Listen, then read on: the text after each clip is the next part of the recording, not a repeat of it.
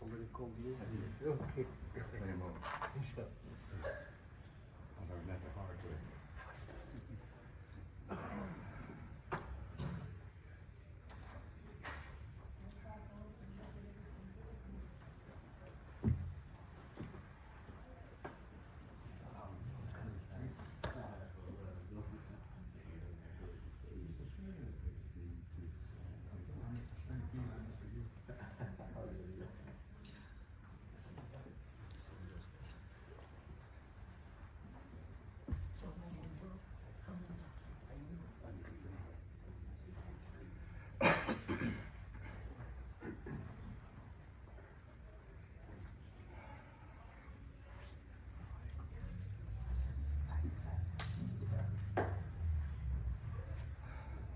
Assalamu alaikum. Wa alaikum salam.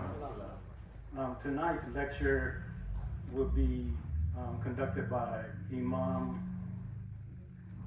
Tariq, Ansaar, Aquil. And the lecture will be on getting to know each other through history, established and contributions to Islam by African American Muslims in America. Now a little bit about Brother Imam Ansaar. He was invited to the White House by President Bill Clinton for a call to action for faith groups of America. That was in 2000. 2001, he addressed the Conference of the World Islamic Leaders in Indonesia, Jakarta, Indonesia, excuse me. On September 20, 2002, he was invited to the United Nations in New York, a conference, and presented a paper on the necessary for interreligious council for the prevention and resolution of global crisis. Also in 2003, he was a speaker at Jerusalem Peace Symposium in Jerusalem. He toured Ramallah and the much revered Masjid al-Aqsa. Alhamdulillah. And he has a list of other accomplishments, and he also received the International Ambassador for Peace Award in Seoul, Korea. MashaAllah. So Imam Aquil was a guest speaker of the Universal Peace Federation peace tour in Malaysia. So you can see that Imam Aquil is a world traveler, and he spoke on many different platforms international platforms, and those of America. Okay, he has several memberships.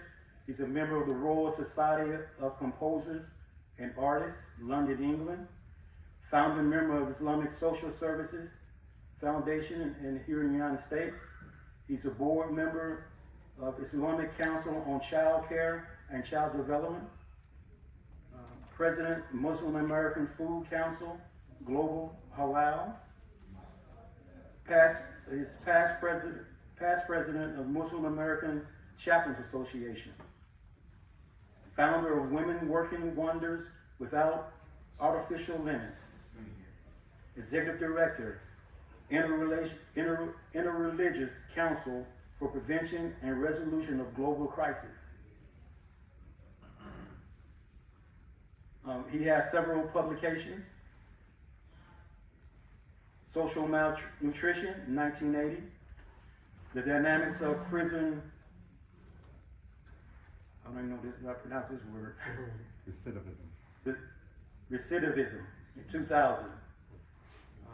Dereligionizing dialectical theology, 2001. Without Our Consent, 2002. Islam, The Next Level, 2006.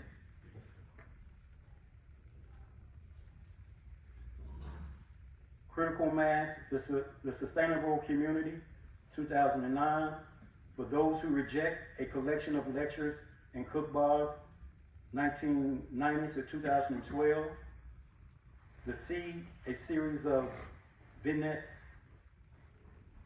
2020. The First and Second Self, 2021. Coming Out of the Rabbit Hole, 2021. So, Imam Aquil is very established and very renowned individual, and we are happy and blessed to have him in our community, and we should be using his brother more often. So, without further ado, please welcome Brother Aquil. Takbir. Allahu Akbar. Takbir. Allahu Akbar. Allahu Akbar. Assalamu alaikum. Wa alaikum assalam wa rahmatullah. Bismillahir Rahmanir Rahim. Ashhadu an la ilaha illallah wahdahu la sharika lah.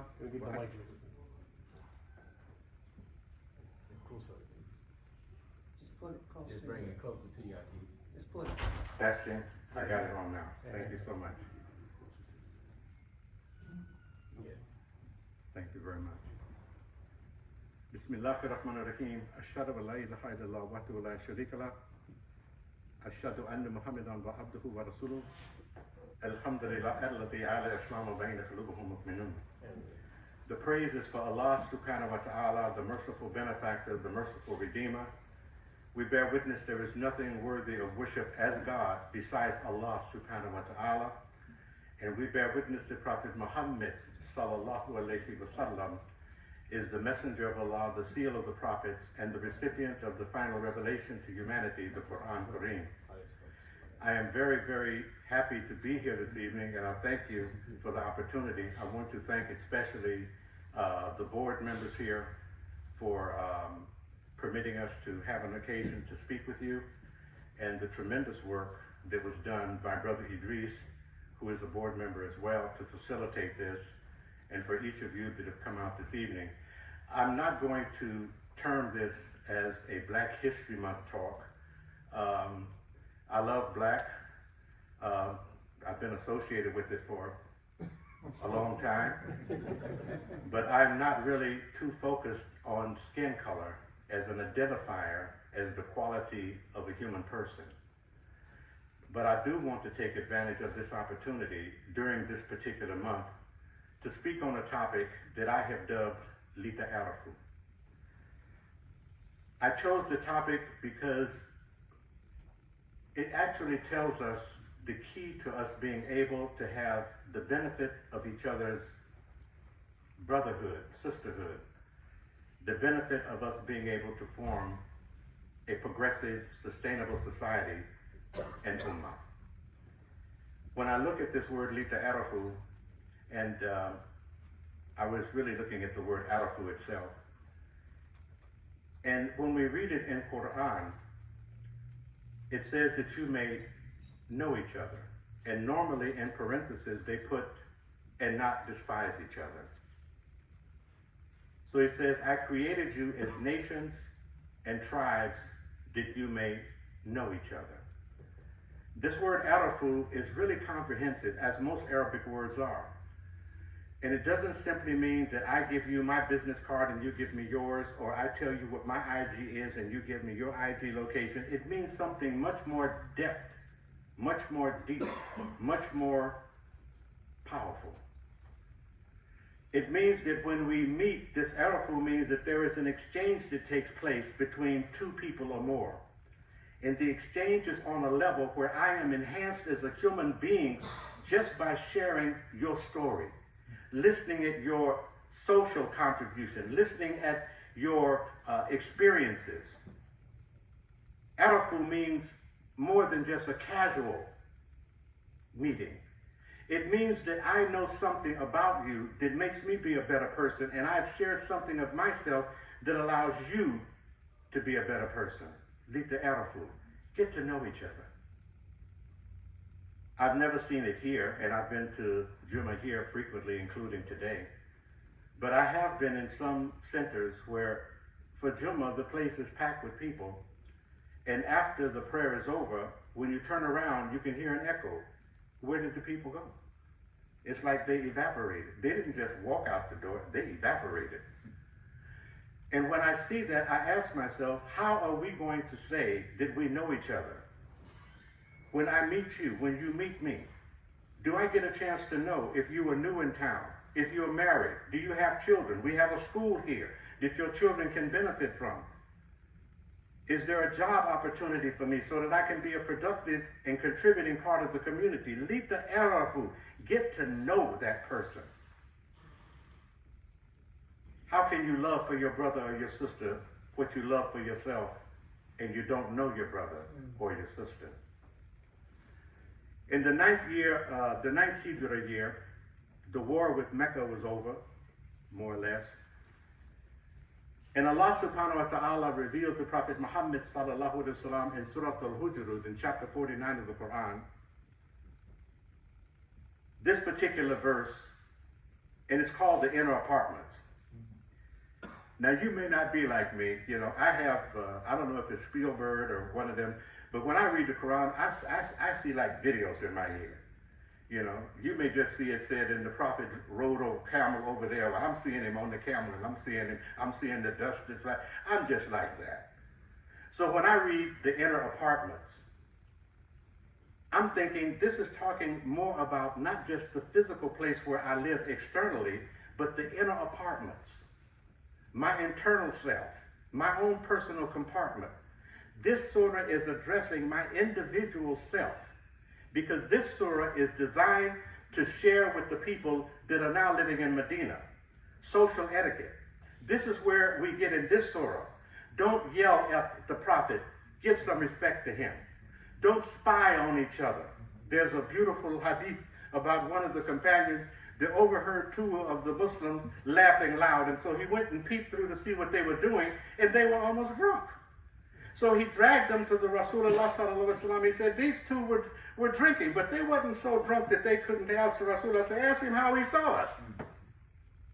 And he said, I peeped through the fence. He said, well, you was wrong too. Don't spy on each other. Don't call each other by nicknames. If you like the sciences, like I do, there's a science called etymology. And the science of etymology is designed to give you the history and the origin of words and their original meanings and how they have evolved over time. And this word nickname comes from the word ik, and it comes out of the Gaelic language, and it means extra or additional. Now, Prophet Muhammad sallallahu alaihi wasallam, he had a nickname. They called him what? This is not Jummah. El-Amin. Didn't they call him El-Amin, the trustworthy? Abu Bakr as-Siddiq had a nickname, father of camels. What the Prophet was warning the people about, what Allah subhanahu wa ta'ala was revealing, is do not call people by names that defame them. Names that are not befitting human beings. Don't call them by nicknames. Don't spy on each other. Don't assault each other's character. Don't bully people. So all of these things were given in Surah 49 in the 9th year of the Hijrah. And it was given so that we could start having some idea of the social etiquette for building a society. And the same thing that they were told at that time persists until today. But there's something interesting that happens in the beginning of that surah, is Allah begins to lay out some very important information. He starts with telling us, you were created from a single male and a single female.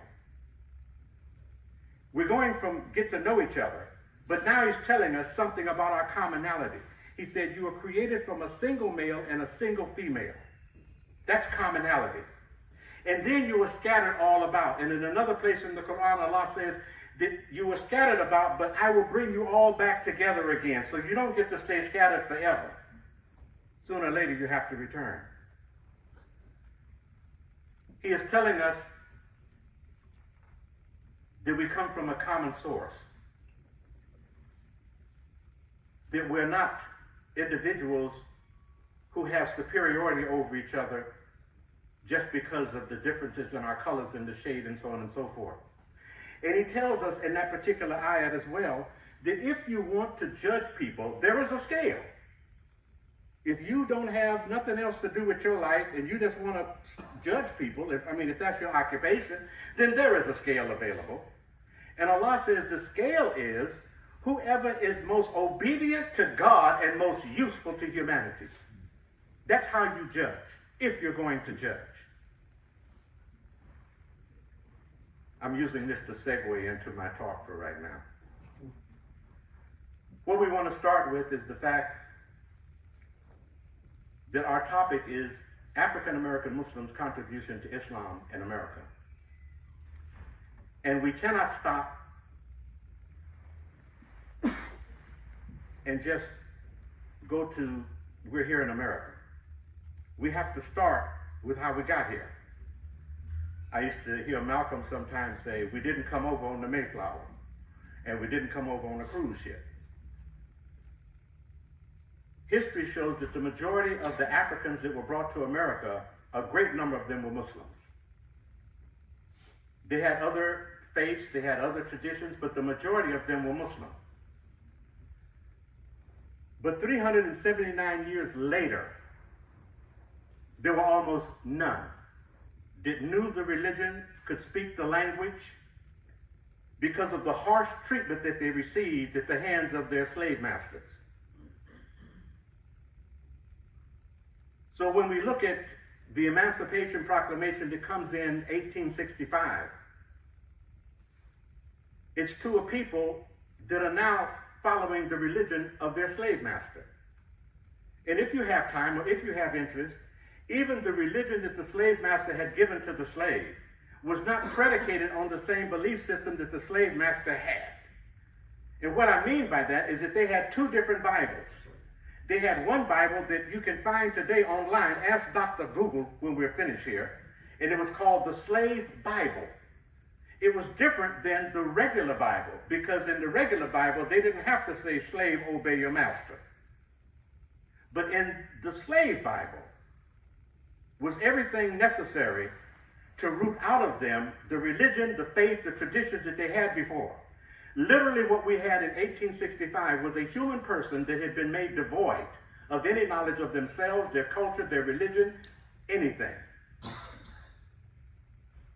In 1865, the Emancipation Proclamation was delivered. That was in the summer. By December, we end up with something called the 13th Amendment to the Constitution. Now, in the 13th Amendment to the Constitution, all of you have probably read it at one time or another. It has some specific words, and it says, slavery is abolished in these United States. And you would expect that after that there would be a dot, a little period, full stop.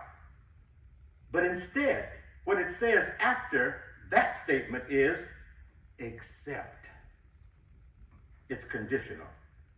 And it says, except for someone duly convicted in a court of law of a felony. Therefore, anyone who is in prison, who has been incarcerated, and claims that he's being treated like a slave, he's absolutely right. And they have a legal right to do so.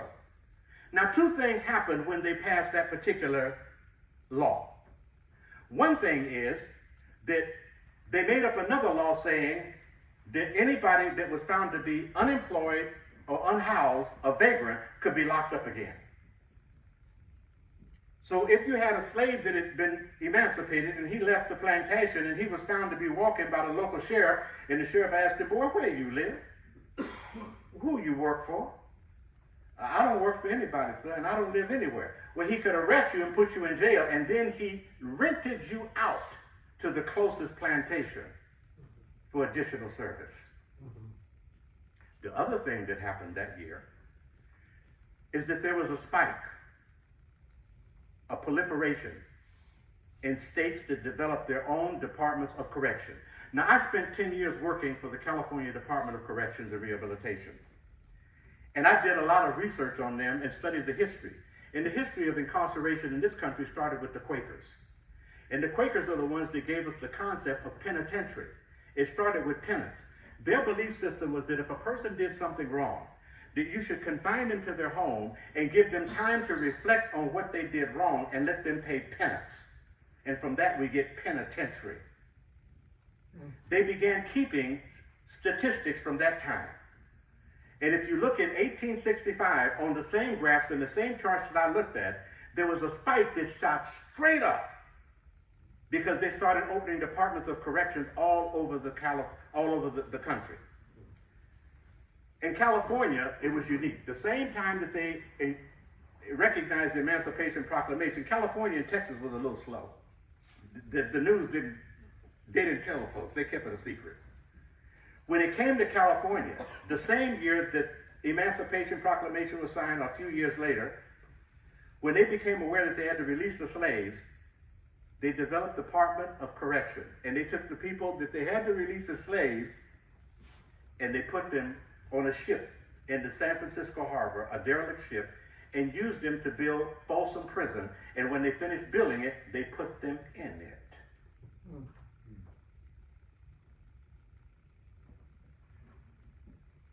Those two things were very, very important. I want to visit the landscape of America, and we're going to cover in a very short period of time, because I don't play with prayer, and I know you don't either. When I see prayer coming, I get edgy. Ask anybody. They might see me start looking and say, "What's wrong, brother, man?" I say, "Man, ain't it close to prayer time?" You start feeling, you know what I'm talking about. But I want to cover 100 years in about 30 minutes. In 1900, there were very few Muslims in this country. And the few that came, the majority of them came in 1900, 1901. They came from Syria and from Lebanon, and they situated themselves up in Wisconsin and in the Dakotas, Minnesota. This was a very insular community. It was a very close-knit community. They were trying to establish themselves in a new country. Their focus was internal. They didn't go out doing dawah. They didn't make a lot of noise. They didn't tell a lot of people, here we are. They focused on establishing themselves. Needless to say, they didn't go into the African American community. Muslims in America, but we didn't know anything about them. In 1920, that changed. In 1920, there was a gentleman named Timothy Drew who was a merchant seaman.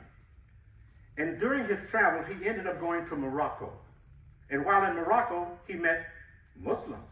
And they introduced him to Islam. He took Shahada. When he came back to the United States in 1920, he opened up the first Islamic center in the African American community in the United States of America in Newark, New Jersey. He called it the Moorish Science Temple. He eventually branched out, and there were more places that opened up. In Chicago, he went across the country. But that was the very first time that the words or the names Allah, Islam, and Muhammad were heard in the African American community. 10 years later, there was a man reportedly going through Detroit, Michigan, selling cloth. Going door to door selling cloth. Well, that was important because in those days, you didn't go to the mall to buy clothes. You got a sewing machine, and you got needle and thread, and you bought you some cloth and got a pattern, and you said, boy, put your arms out like this and measure that boy, and measure that. So he was selling cloth.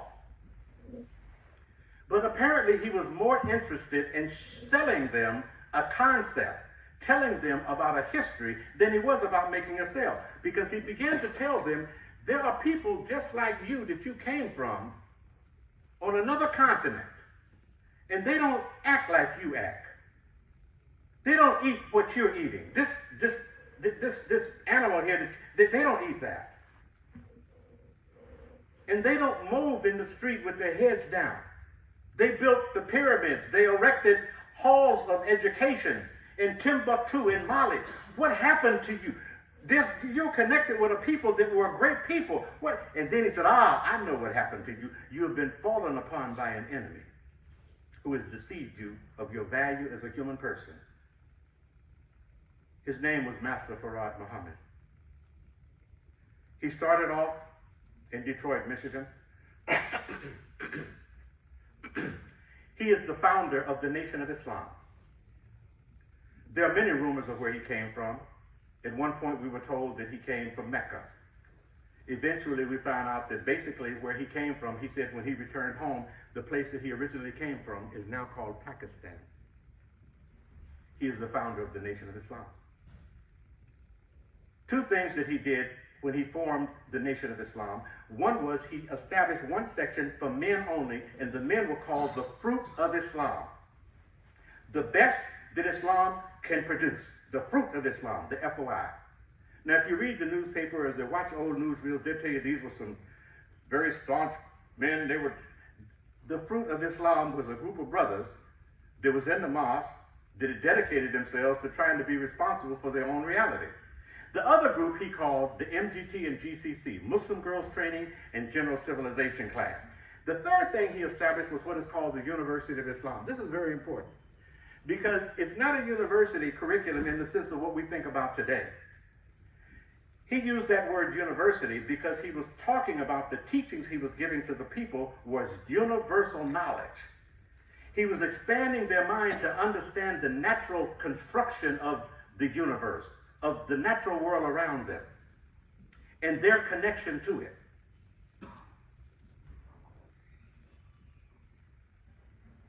In 1930, 31, he had someone that came to one of his meetings. His name was Elijah Poole. And Elijah Poole had a unique family structure. His daddy was a preacher. And his father had talked about scripture so much that when Elijah Poole went to listen to Farad Muhammad, he heard connections with this man's conversation in actual scripture. He began to surmise this is not an ordinary man here. There's something else happening.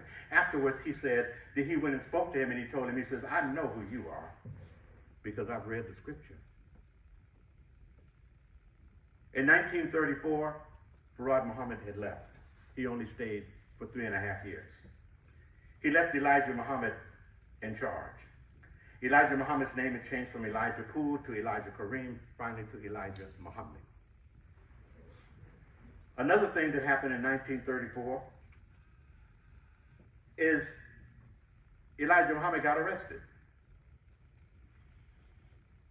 Now, if you think that what you're seeing on the news of castigating people's character today is something new, I want to tell you what he got arrested for. Remember I told you that Farad Muhammad started a school called the University of Islam? So Elijah Muhammad took his children out of public school and began to do something that was the first of its kind. We're talking about the first of the contributions of African American Muslims to Islam in this country. The first homeschooling done in the Muslim community among African Americans in this country was in the Nation of Islam. And the teacher was Sister Clara Muhammad, who was Elijah Muhammad's wife.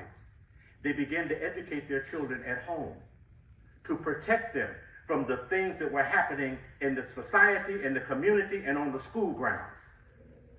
To protect their little precious lives and souls and educate them in a respect for God, in a respect for morality, and to sensitize them to the things that were necessary to make a good, decent human being. They had to cluster them at home and school them at home, and so they arrested him. Listen, wait for it, wait for it, wait for it.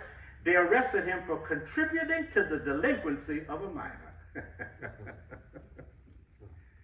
You take your child and put it in the best environment you can to educate it, and they say, we want that child back in our school so we can damage their brain and teach them all of our games and all the rest of this stuff.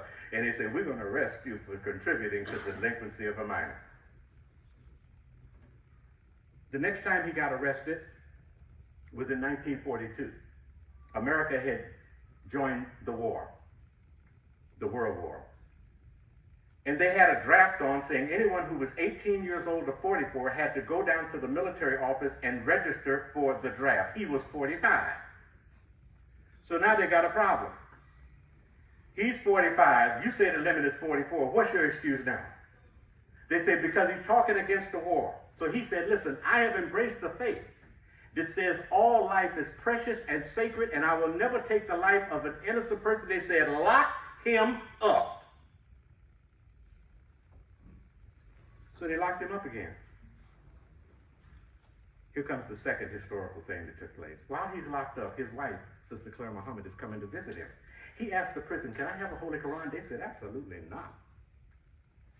She started typing the Quran, word for word, from Surah Al-Fatiha to Surah Al-Nas. And every time she came to visit him, she brought him so much pages at a time, until finally he had the whole Quran. The way the Holy Quran originally got into the prison system in this country was through the Nation of Islam.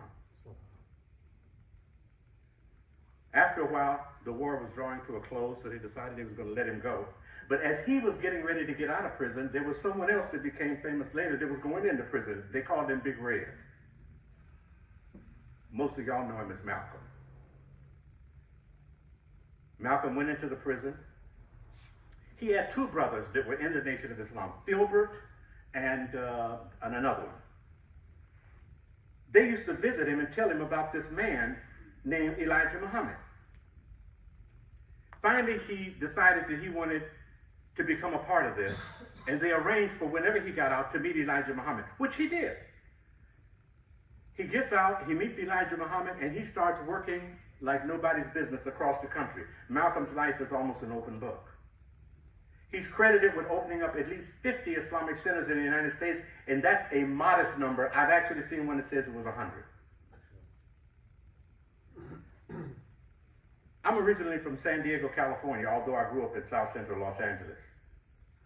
And in San Diego, they had a system there where anytime the Muslims were established, you had to have a certain quota of numbers in order to qualify to be put on a list, so to speak. In those days, you didn't name an Islamic center after one of the Sahaba or about some great person in Islamic history. They were numbered. Temple number 1 was in Detroit, Michigan. Temple number 2 was in Chicago. You were numbered. San Diego, they didn't have a big population at that time, 1958. So they didn't have a number. But they had two very diligent brothers working there. One was Brother Kareem, and the other was Henry Majid. So Malcolm came down to San Diego, and they talked to him and asked him, can you intercede on our behalf? Can you help us? He did so, and they became Muhammad's Temple number 8. That became important to me because 4 years later, I walked in those doors. The location is 2575 Imperial Avenue, San Diego, California. You never forget where you're born. I want to share something with you momentarily because I think that it's important since we're talking about Lita Arafu. I want to share with you something that only a person who is reverted to Islam can experience or tell you about. If you're born into a family where everyone in your family is Muslim, if you live in a community where everybody is a Muslim, if you live in a country, in a neighborhood where everyone is Muslim, you have no idea what it takes in order to make that change. My mother was a Baptist preacher. She swore before God and all the angels she was going to make me a Baptist preacher. And finally, after she taught me the Bible, literally at her knee. That's not a saying. She sat in a chair with the Bible. I sat at her knee, and she taught me the Bible from Genesis to Revelation. I tell people by the time I took Shahada, I was almost a hafiz of the Bible. Because you cannot be a preacher's son and you don't know no Bible. I would be in the bedroom when company comes, and she would call me out and say, son, recite the 23rd Psalm for them. Recite page such and such for them. Oh, she was proud. So, to have a situation where my mother's a preacher, the people that we associate with are all Christian, the people on our block are Christian, the people upstairs is Christian, the people downstairs is Christian, at the grocery store, everywhere we are all Christian, and you stand up and say, I'm a Muslim. Are you out your mind? What has possessed you? At 16, now I'm going to tell you my age. At 16 in 1962, I was in high school. I'm 77. Okay. Yeah, you did the math. Okay. be on you. So I'm in high school, but I had something that I like to do. I like to read a lot. And in those days, they had what they call Reader's Digest. And Reader's Digest books had like 6 or 7 stories in them. So I didn't have to run back and forth to the library because I could get 7 stories before I had to go and do the book. The only problem was that I was in the closet with the light on reading, and I know my mother had told me to clean the living room or told me to do the dishes. But I was in the closet reading. There were consequences, but I was in the closet reading. One weekend, I read a story, and it was called El Cid. And in this particular story, there was a group of people that every time they said a certain phrase, everything they did, they succeeded in it. They were successful. And it really got my attention.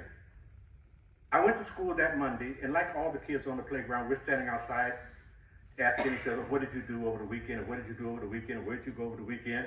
And when it was my turn, I said, I read a book. Don't hate. I know it sounds nerdy. I read a book. What did you read? It was about these people that every time they said this phrase, what was the phrase? Allahu Akbar. What? I couldn't say it good. Probably don't say it that well right now. Allahu Akbar. Watch this. I've had people ask me over the past 50 or 60 years, how did you become Muslim? I say, Allah did it. They say, yeah, I know, but how did I? I say, Allah did it. When I get finished telling you what just happened to me at the age of 16, you're going to say, Allah did it. So I'm standing up there and I tell them, I read this story, and they said, those are Muslims. I had never heard those 3 words in my life before, Allah, Islam, or Muhammad, or Muslim. Never in my life before. No one did dawah, no one came and told me, no one gave me a leaflet, nothing. He said, those are Muslims, the people you were reading about. Then he turned and said, and he's one. Wallahi, to this day, I don't remember the brothers I was talking to, I don't remember their names or their faces. I instantly turned and left them and walked over, and I said, they tell me you're a Muslim. He said, I am. I said, I want to be one. I want to be one. Later on, I found out that he was the son of the local Imam. Or at that time, we called them ministers. Henry Majid's son. He took me by his house, told me he was going to introduce me to his father. His father made 2 mistakes right off the bat. I felt sorry for him. He made 2 mistakes right off the bat. The first thing he did is he told me, you're always welcome in my house. And then he told me, I'm going to treat you just like family. So frequently when he got off work and came home, because I got out of school at 2:30, 3 o'clock, I was already at the table eating with his family. He told me I was just like family and I was always welcome. That day he gave me a piece of paper. And on it he had something, he said I had to pray this prayer. I think he said at least morning and night. I don't remember how many times. I remember at least morning and night. Now, I told you my mother was a Baptist preacher. And they say something in the church. They say, if you ever say Jesus ain't God, you're going straight to hell. No stop, no off-road, no hesitation, straight to hell. Well, I had a solution for that. I just was never going to say he wasn't God, you know. I would stay safe. Now I'm in a dilemma because he gave me this paper and said, I got to say this prayer, and then this prayer says, Allah is God. I go home, and for 3 days, don't hate, for 3 days, I prayed both of the prayers. Just to be safe. I prayed both of them. On the 3rd day, Allah blessed me, because I didn't have the strength to do it. Allah blessed me with a logic. If Allah is God, he would not let Jesus put you in hell for saying he's not God. And from that day until this day, I only prayed Al-Fatiha and I never did the other prayer. Takbir! Allahu Akbar! Takbir! Allahu Akbar! Takbir! Allahu Akbar! So now I decided to tell my mother what's happening. I'm going to come out. So I let her know I'm a Muslim now. I don't eat pork. She said, how do you think you got big like you are? With me feeding you all of this for? I said, but I don't eat it no more. Finally, she said, one day she said, I got to go to the church, son. Would you come with me? No. I said, yes, ma'am. So I get dressed. I go to the church with her. It was in December. This was the largest church that they had in San Diego. It was on Ocean View Boulevard, 2-story, Jackson Memorial Church. We walk in, and they got a Christmas tree to go all the way up to the ceiling. We go up the stairs to go to the preacher's office. Now, you remember she said she wanted to carry me to a meeting. She was going to a meeting with the preacher, and she wanted me to go with her. When she opened the door, there were 3 preachers in there. It was this ambush. It was an intervention. They was waiting on me. It was a setup. For the next hour, I know they wished they had an air conditioner in that office if they didn't. Because what had happened is my mother had taught me so much about the Bible that I was on fire inside of there, and the preacher couldn't handle it. They trying to convince me to come back. And I asked him, before I do that, I got a question for you. I say in Jeremiah the 10th chapter, the 2nd through the 4th verse, it says, be not like the heathens, for the ways of the heathens are vain. They cut down a tree with an axe. They fasten it with hammer and nail. They decorate it like the starry sky. But that is the way of the heathens, so don't be like them. I said, so why you got that tree down there? I remember exactly what he said. Because I began to read it in the Quran as I grew more in reading Quran. He said, this is what I found the people doing. SubhanAllah. Isn't that what the Meccan soul prophet Muhammad sallallahu alaihi wasallam? This is what we found our fathers doing. That didn't go well. We went on and I talked to him about pork. Leviticus 11:7, and the swine will be cloven-footed and cheweth not the cud is unclean to you. Of his flesh ye not eat, of his carcass ye not touch. It is unclean to you. It is an abomination. He told me that Jesus had brought in a new dispensation. I said, I know a lot of the miracles Jesus did. I've never heard of the miracle of the pigs. I ain't never heard of that one. It got hot in there. Finally, I've made some errors for which over the years I have asked Allah subhanahu wa ta'ala to forgive me for. I had not read sufficiently. I had not been grounded in the religion sufficiently. I had not really taken to heart where Allah says in the Quran, reverence the womb that bore you. And I was out of line, and I asked Allah to forgive me, and I asked my mother to forgive me. But while I was out of line, she put me out of the house. This was my first contact with Muslim Brotherhood. I'm 16, going on 17. She put me out of the house. She said, I don't want no Muslim in my Christian home. There was a Muslim that lived about 10 blocks away. I went by his house. I told him what had happened. He called my mother to verify it. She hung up on him. He gave us some time to cool out. He called her again. She hung up on him. The third call he made was to a brother in the community. He said, do you have a place for a brother to stay for a while? The brother told him that he had an apartment that was furnished. They gave me 2 rules. Stay in school and go to school every day and go to the masjid every evening. That was all I had to do. I didn't have to buy food. I didn't have to pay electricity. I didn't have to pay rent. And they had just met me. So that was my first experience with brotherhood. They didn't ask me to pay them back. I went to school. Now, Elijah Muhammad, the Honorable Elijah Muhammad, I don't want to take anything away from him and the work that he did in our community among our people. He introduced Ramadan to the African American Muslim community as December. He said the reason that he did it is because it is the month that has the shortest days and the coolest times, and in order for him to try and get the African American Muslims adjusted to fasting and deprivation. Because we were accustomed to eating, you know, they say you should eat 3 meals a day. Most of us was eating 4 or 5 meals a day. Every time we pass by some food, we sampling it. Well, what is that? Give me a piece of that too. Now he's going to tell us we can't eat from sunrise to sunset. I remember when they told me about Ramadan, I said, wait a minute. I like being this Muslim thing, but y'all didn't tell me nothing about, I can't eat nothing. Y'all didn't explain all of this to me, you know? But I can drink. I can't drink either? Oh, but if you're sick. Oh, how sick do you have to be? I wanted to know how sick you got to be. Does a cough count? I mean, you know? I go to school. It's lunchtime. Everybody's leaving class. They're all heading toward the auditorium. I go the other way. My teacher asked me, aren't you going to eat?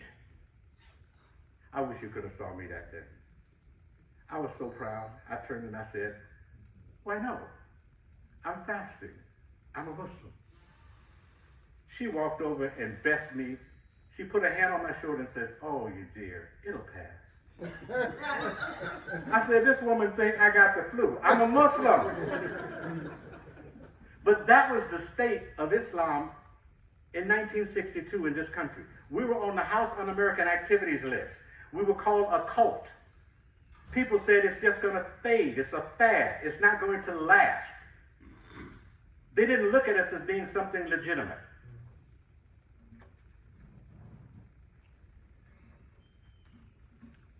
From 1962 to 1972, there was a tremendous change in the country. In 1962, there were no halal markets in the United States, whether in our community or anywhere else. What we were told to do is go to the kosher market. That's where we went to the kosher market. There were no full-time Muslim schools.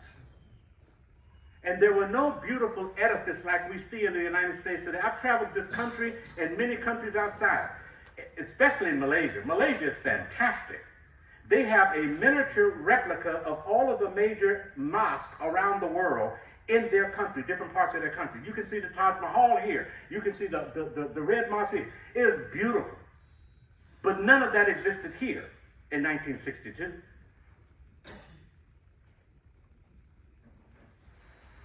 The Nation of Islam was the first to introduce black women in the black community in hijab. Now, you may think it's because of legislation why you can walk down the street and nobody harms you. I want to tell you, you need to thank the FOI. Because when Farad Muhammad told us that we were the protectors of the women, we took it to heart. And when sisters walk down the street, we let people know in the neighborhood, if that sister slip and fall and you within 10 feet of her, we coming to see you. Protect this mother of civilization. That's what Farad Muhammad, that's what John Elijah Muhammad, he said, this woman is the mother of civilization. Anybody that was responsible for civilization was born through a mother, was born through a woman. And we took it to heart. I have literally, with my own eyes, seen Muslim women coming down the street and people get off the sidewalk and step in the street and let them pass rather than make a mistake. And that came because of the way that we conducted ourselves in the Nation of Islam back in those days. We took it very seriously. What time do we stop for Salat al-Isha? We still have time, but I have a quick, are we allowed to ask questions? Yes, after. After, so.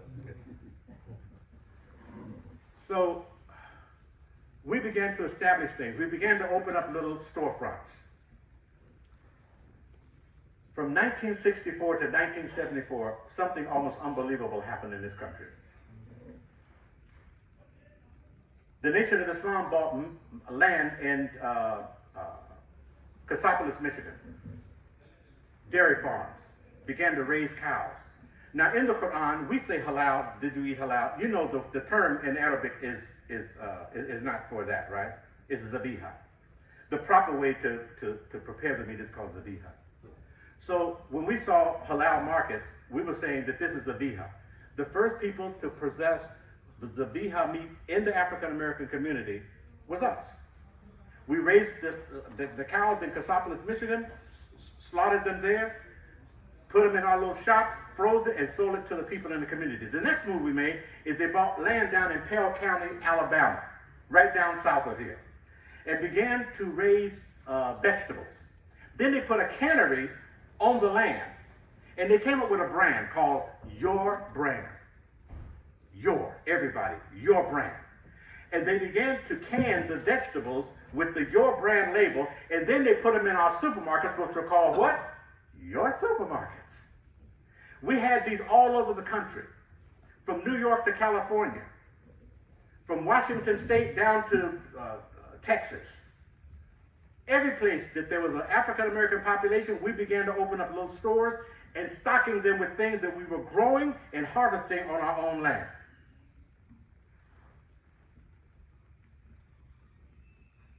And then we did something that hasn't been done since, even if you know about the history of Black Wall Street.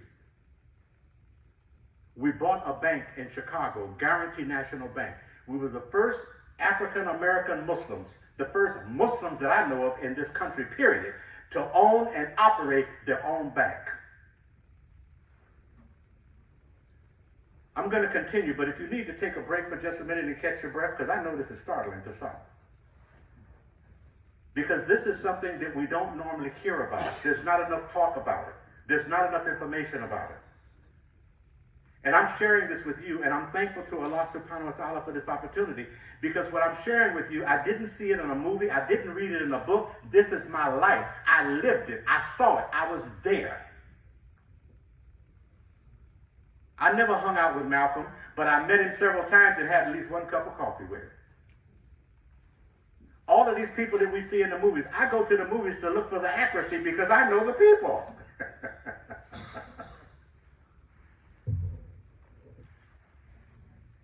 In 1972, we had schools.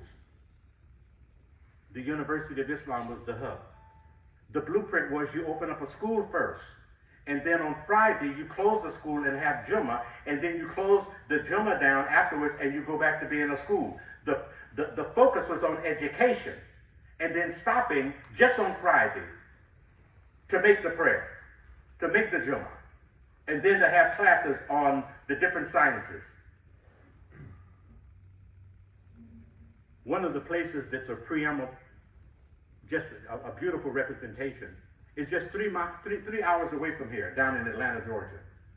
I was down there, it's been several months now. In 1970, 75, I went through there and they had a little part-time school. Now they have a K through 12. They own and operate, if you go down to the Atlanta Islamic Center, they own an entire city block, African-American flagship. They have a barber shop, a beauty shop, a restaurant, a halal market, a clothing store. They have bookstore. I mean, it's just, you don't need to go to the mall. If you want a halal experience, all you got to do is go there. Everything that you want, you can find it there. And we have replicas of this around the country, from Philadelphia, California, Texas, Florida. In Los Angeles, they have a street called Central Avenue. And in 1970, 74, 75, as far as you could go, if you ever go to Los Angeles, ask somebody about Central Avenue. Central Avenue was the street that all of the black stars used to come to when they couldn't go in white communities and perform. So Lena Horne and Satchmo and all of them, they went to clubs and night places to play on Central Avenue in Los Angeles. In 1974, as far as you could see, it was nothing but Muslim businesses. It reminded me of when I was spent a little time in Egypt. And everywhere you turn, they had speakers, and you could hear Quran playing. And everywhere you're turning, you're going down this street, you're going in the shop, and you're hearing recitation. And I'm saying, man, it's like you're surrounded. You're living inside of this religious experience. You go in this shop, and that was Brother Bakir was there, and Sister Seema was over there. So everything that you did, it was a beautiful experience. We had a restaurant in Chicago called Salam International Restaurant on Cottage Grove Avenue. On the top of the restaurant was a star and crescent so high in the sky that it rotated at night, and if you flew in or out of O'Hara Airport, you would see a star and crescent rotating in the sky over the city of Chicago. I'm just sharing with you a little bit of what we brought to this landscape. In 1973, 74, the Honorable Elijah Muhammad entered into an agreement with the Peruvian government. He made an arrangement with them. He said, I will buy every whiting fish that you can catch in the Peruvian waters for the next 5 years and give me an estimate and I will pay you in advance. We have whiting fish from coast to coast. Nobody could beat our price. We became the leading importer and distributor of whiting fish with the initials H and G standing for headed and gutted. All you had to do was defrost it and throw some grease in that pan and threaten people not to come and eat it too soon. All of these things were done in that time period. I think that a lot of the things that were really important to our growth and development were not seen in public. The moral teachings that we had, the teachings to take responsibility for our own selves. That's what the nation was teaching. They talked about hate and all the rest of that stuff. He was teaching us, take responsibility for yourself and your own circumstances. Be a man. Get off of the welfare and make a job for yourself. Contribute something. Isn't that what we say in Islam? Isn't that what Prophet Muhammad told us? He said the upper hand is better than the lower hand. Isn't that person who's productive more effective and efficient in the society? He taught us to be clean. So if you only got one suit, take it off at night, wash it, press it, and put it on again tomorrow until you can do better. Protect your women. Protect your integrity. Keep your lawn clean. Be fair with people. A man going to pay you for an 8-hour job, give him 8 hours of labor. Be honest with people. That was his teaching. In 1975, February the 25th, Elijah Muhammad passed. Within 24 hours, his son, Imam Warathuddin Muhammad, was selected to be the leader. It's very interesting because Imam Warathuddin Muhammad, he had a different view than his father. Don Elijah Muhammad had hired a man, a Palestinian, named Diab, to teach his children, to teach at the school, to teach them Arabic. So his son, Jamil Diab was his name. And so his sons were learning Arabic and learning how to read the Quran. And so now he's asking them, what does it say? And they're saying like, should we tell Daddy what this is really saying? But he made sure that they were well educated. But Imam Muhammad had gotten expelled from the Nation of Islam 2 or 3 times. And the reason he was expelled is because he had a problem with his father saying that this man from Pakistan that had started the nation was God. Now, I was a minister for the Honorable Elijah Muhammad for at least 8 or 9 years. And I had went through a process that I won't mention here, but there's an academic process that you had to go through in order to be a minister in the nation. And they were called lessons we had to learn. And I had studied all of them. And nowhere in them did Master Farad Muhammad say that he was God. Nowhere. And so Imam Warathuddin Muhammad asked his mother one time, he said, "Mother, did Master Farad Muhammad tell you that he was God?" And she said, "No, son. He even said to call him a prophet was too great of a title." And he left. This is the same man that they selected on February the 26th, 1975 to lead the Nation of Islam. Within 12 months, he established the 5 pillars, Jummah on the right Jummah day, Ramadan in the right month, and began to teach from the Quran. He began to establish for us the religion. He said, "My father was a good man. He had good intentions. But even Elijah Muhammad said, I am not here to teach you the religion. I'm here to save you and get you out of the fire." And he said, "Someone will come after me." And so his son began teaching us. He told those of us who were ministers, if we wanted to continue in this work, that we would have to go through an academic training program. I had no problem with that until he said it was going to take at least 4 years for the academic part at least. And then 2 years of internship. Well, some of the brothers, they finished theirs in 4. I did my 4 years in about 6 years. And then you had to be under the auspices of a practicing imam in a masjid, because there's certain things that you just can't read in a book without applying them.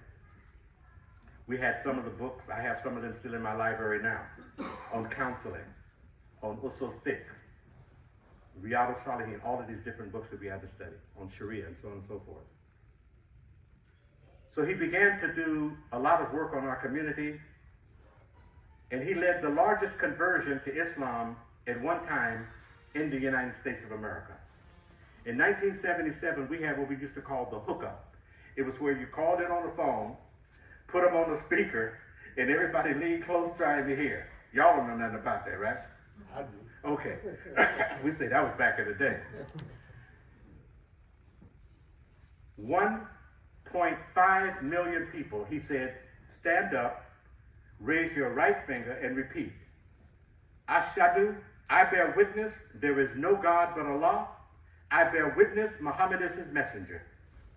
He led 1.5 million people on the same day at the same time to come to this deen. Then he led one of the largest groups to go on Hajj from African America. We had to go through classes, studies, mock training, and so on and so forth, how to go through the stations and so on and so forth. He prepared us for that. Then he started interfaith, encouraging us to go out and meet others, share with them what our deen is, and etc. And in 1999, he was invited to the Vatican by the Pope, and he was allowed to speak in the Basilica and address the world at the invitation of Pope Paul II. I want to digress here for a moment in my conclusion. Every year we hear about a speech. We call it the farewell address. And it's where Prophet Muhammad sallallahu alaihi wasallam made a statement. He asked a rhetorical question. And he said, an Arab is not superior to an Arab, and a non-Arab is not superior to an Arab, and a black is not superior to a white, and a white is not superior to a black. When he got from Mecca to Medina, he did 3 things in quick succession.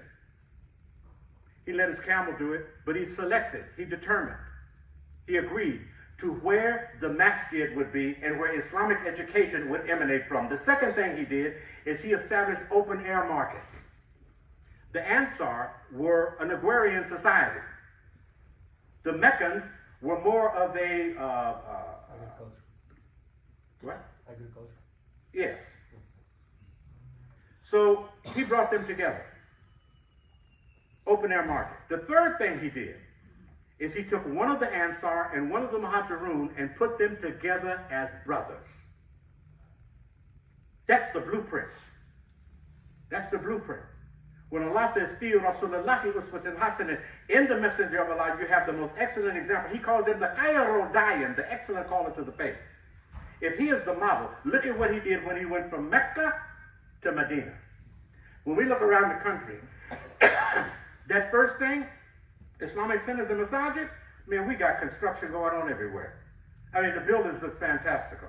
The business, we knocked that out. You can go anywhere and get Muslim. I mean, we everywhere. Where we struggle is with that last one. The Ansar and the Muhajirun put together as brothers.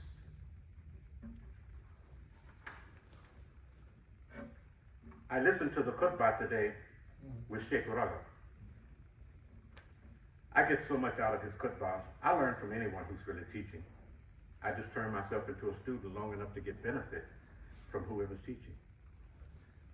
And one of the things that he shared today, if you don't mind, Sheikh, is he shared today was about unity and disunity in the Ummah. Today we keep facing local and national challenges that require us to be united. But I keep seeing disunity around the country based on race. Now I proudly tell anybody, there is no racism in Islam. I'm starting to feel a little embarrassed with that. Because it's something that we are struggling with. the Ansaar and the Muhajirun were put together not as a symbol, but as a solution. Because each one of them brought something from their background. The Ansars dug. They were agrarian society. The Muhajirun, they were herdsmen and essentially merchants. Now, the Ansaar had something to transport what they grew in the ground because they had merchants to carry it. And the merchants had a wider array of things to put into their catalog because they had stuff from, you see, it was a togetherness. I want to fast track that and say, here in this country, we have an obligation. Allah has blessed us to be in a country. We don't have to duck bombs. We don't have to look outside. I met a brother that came from Bosnia when I was in Los Angeles recently, or a little while ago. And he was telling me how, he said, you're so lucky here. He said, every Friday when Jummah comes, we got to look outside and see if the masjid is, first of all, still there. Then we got to dodge bullets to see if we can get to it. He said, all you got to do is get in your car, and still you late. And still you're late.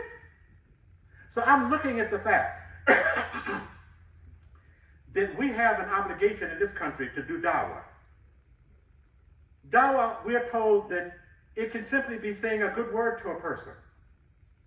I love when I'm in the supermarket reaching up and getting something for somebody that's on a shelf that they can't reach. And I don't always tell them I'm a Muslim. I mean, well, maybe I do, because I say stuff like, oh, subhanAllah. Maybe that's like I'm giving myself away, I don't know.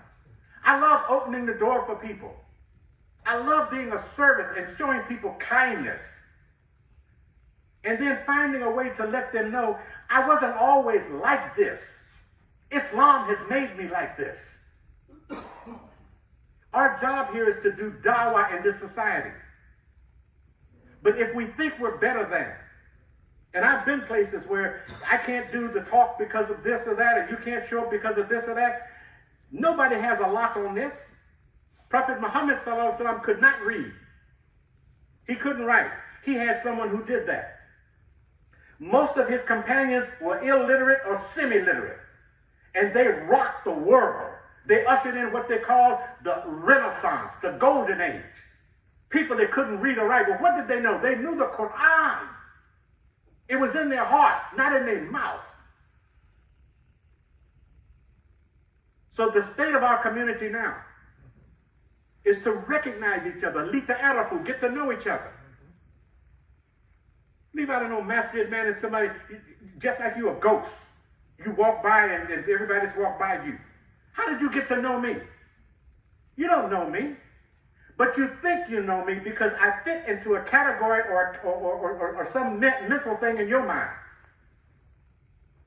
I remember when we were young, we used to think that everybody from China knew Kung Fu. We were scared to death.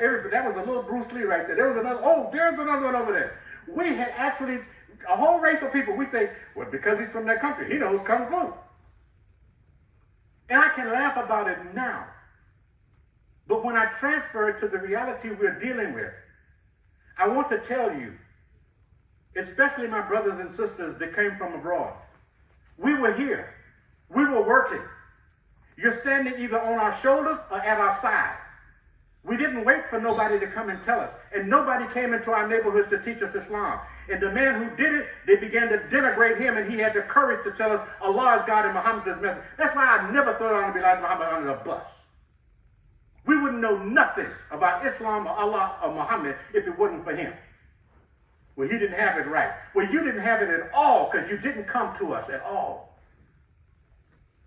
So we thank Allah because Allah brings things to people when he wants. Nothing happens before it's time.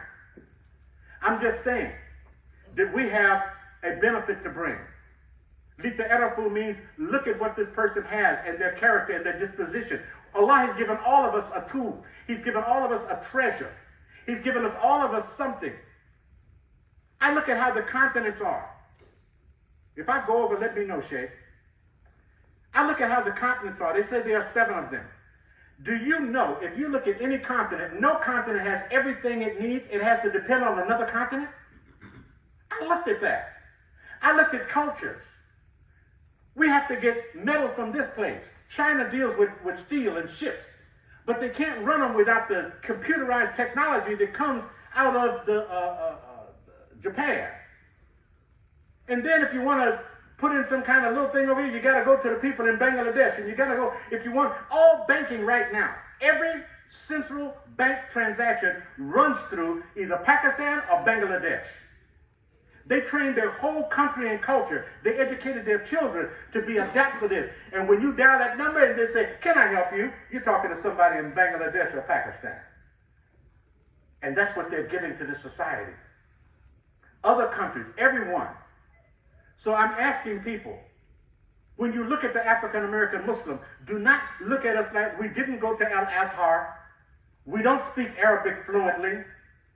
I had a brother tell me after I did a khutbah in some part of this country, Brother Imam, you said real instead of real.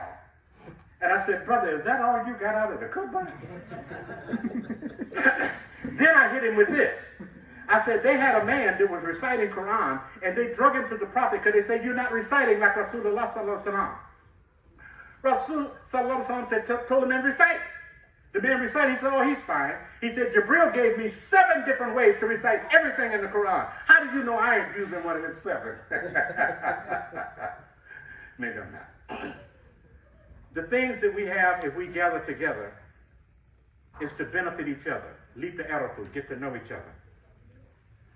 African Americans, we have a lot to bring to the table. Allah has uniquely positioned us. I don't like slavery, and I don't know anybody that knows about it that would like it, but I look at something that happened because of it. After slavery and coming to Islam, slavery caused every African American to become so sensitized to deprivation. We can't stand seeing people that are being deprived. It resonates with us. We can't stand seeing people that are marginalized. We don't like seeing that. I don't care who you are, black, white, red, or yellow. Anytime, our sensitivities are heightened for people being discriminated against. And then imagine, after slavery, to come into a religion that tells me, you don't have to forget, but you got to forgive them. I got to forgive the lyncher. Look at this. And that capacity to be forgiving, we bring that to the table. I want to close with this. When Prophet Musa alayhi salam was sent to Pharaoh, he asked Allah subhanahu wa ta'ala to give him his brother. I have read where it says because he stuttered. My Arabic isn't impeccable, but I got a really good Arabic to English dictionary. I got one that I can punch in a word and it will talk to me. And that is not what it says, that he stuttered. I understand what happened. You see, Musa alayhi salam had been raised in Pharaoh's house. He had been educated by Pharaoh. He never worked out in the sun. He had never had the whip on his back. But his brother did. And who was Musa supposed to liberate? He was supposed to warn Pharaoh and liberate the people. But he didn't have a connection with them. He needed someone that spoke their language, that shared their pain, that knew what they had went through. So I suggest that when our brothers and sisters want to go into the neighborhoods, into the communities, like Musa alayhi salam, find Aaron. Find somebody in that neighborhood that's a decent person, that has good morals and integrity, and let them be the guide to tell you, because you don't know what to say. We have good intentions frequently, but you don't know what to say. And we need each other in this. Allah has blessed you to come to this country not just for wealth and not just for luxury, but for a job, for an opportunity to do dawah here. Let us help you like you are helping us. If you don't have a program, if you have a program where you say that a person can't do the khutbah unless they speak Arabic or unless they have certain knowledge of Quran, open a training program and make some candidates.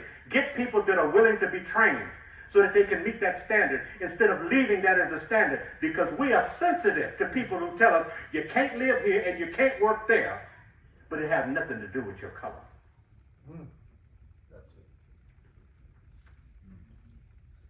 Imagine you have an apple. Take 5 seeds out of the apple. Dry them. get one of our beautiful, wealthy brothers and sisters to fly you and plant one seed in Asia, one in Africa, one in France, one in the Middle East, one in Mexico. If you got anything left, go down in the Caribbean. Wait and let them grow. When you come back, did you know each one of those apples will look different, taste different, and smell different, even though they all came from the same apple. That is what we're looking at. 5 families, 5 seeds out of the same Adam and Hawa. And why? So you can get to know each other. When I look at somebody from China, I'm looking at me if I was born there. When I look at somebody in Mexico, I'm looking at me. I would like what he likes. I would eat what he eats. I would dress how he dressed. So Allah is saying, I'm letting you get a chance to see yourself under a variety of circumstances so you can recognize you. You. So don't be a self-hater, a self-denier. Be a self-lover. I'm going to close by asking you to do something. Excuse me.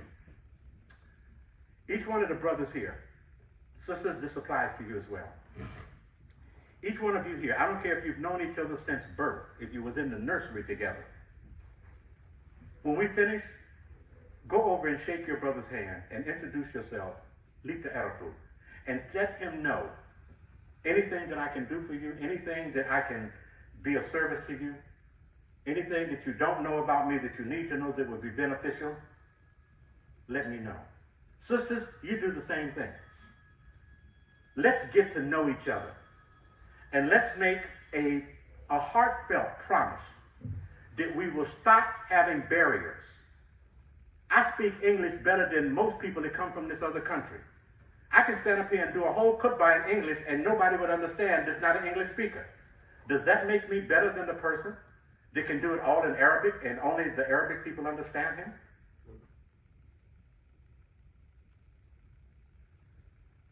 I can tell you stories about the Sahaba. They came from the same books that they studied. What is the difference? Prophet Muhammad sallallahu alaihi wasallam said, knowledge is the lost property of the believer. Wherever he finds it, he lays hold to it. I told you my mother was a Baptist preacher, so I got to leave with something. There's a verse in the Bible that says, love you one another like God first loved you. That's how we're supposed to love each other, like God first loved us. He loved us when we were a sperm cell or ovum. He loved us when we were in our mothers. He learned us before we could talk. He loved us before we could walk. He loved us before we got all beautiful and pretty and put on our hijab like this. He loved us before that kufi cap was sitting on. He loved us first. We need to stop waiting, telling people, I will only give you my love once you earn it. You need to learn a few more surahs and then maybe perhaps you'll qualify. Love you one another like God first loved us. He loved us before we were anything significant at all. And that is the God. That is the example for us. Thank you so much for your time. I appreciate the opportunity to share with you. I appreciate this community allowing me to be in front of you. I'm going to turn off the camera in just a moment, and then we can have question and answer if the Imam Sheikh says that we have time for that. Thank you very, very much. Takbir! Takbir! Takbir! I have a few of the Imam's books here. Only have a few left.